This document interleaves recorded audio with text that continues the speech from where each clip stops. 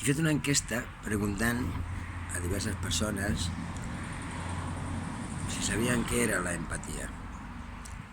M'he portat la gran sorpresa de que ningú sabia el que era l'empatia. Ho he fet en el mercat de Sant Feliu, al carrer de S'Agaró, l'altre dia al mercat de Platja d'Aro.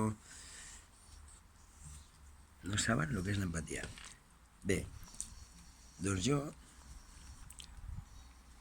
L'empatia és saber posar-se en les sabatilles d'un altre. Però és bo que primer et posis dins de la teva sabatilla i sàpigues on estàs i cap a on vols caminar. Primer on estàs. Posa't a les teves sabatilles, posa't en la teva realitat i digue'm si estàs conforme. I si no estàs conforme, pues canvia de sabatilles o camina cap a una altra banda.